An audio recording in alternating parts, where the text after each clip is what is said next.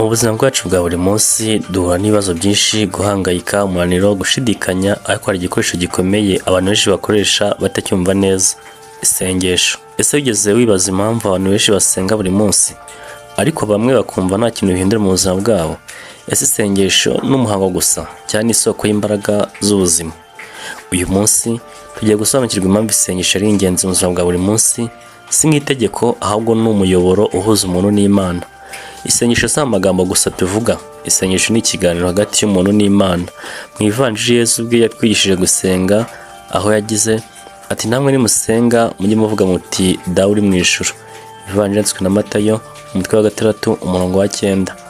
Ibi bitwereka ko isengesho ari uburyo bwo kwegera Imana nk'umwana wegera se.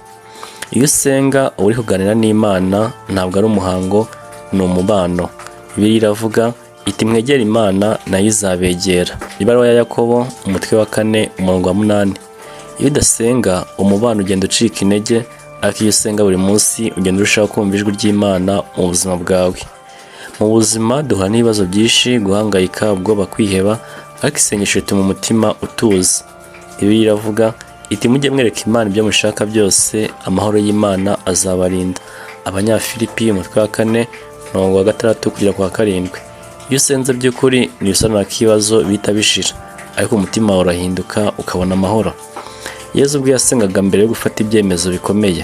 Igihe yaragiye kubabazwa yarasenze agira ati: data niba bishoboka iki gikombe ukindenze. Matayo umutwe wa 26 umurongo 39. Ibi bitwereka ko isengesho ritaduha gusa amahoro, ahubwo riduha n'imbaraga zo kwakira no guhangana n'ibigeragezo. Mu buzima dufata ibyemezo byinshi buri munsi, ariko si byose tuba tuzi neza. Bibiliya iravuga iti: wiringire Uwiteka n'umutima wawe wose, azakuyobora mu nzira zawe. Imigani umutwe wa 3 umurongo wa 5 kugera wa 6. Isengesho rituma tutagenda twenyine, Imana iratuyobora. Isengesho si akamenyero gusa, ni ubuzima. Naho tubonera amahoro, imbaraga n'ubuyobozi. Naho umutima wacu uhurira n'Imana. Uyu munsi ntutegereze igihe kidasanzwe, fata iminota mike, tangira akanya uvugane n'Imana nk'inshuti yawe. Nk'uko Bibiliya bivuga iti: senga ubutitsa. Ibaruwa ya mbere yandikiwe Abanyatesaloniki umutwe wa 5 umurongo wa 17. Niba ubutumwa bugufashije, sangiza abandi, kandi ntuzaribwe gukomeza kudukurikira cyangwa dukomeze gusangira byinshi bigaruka ku ijambo ry'Imana.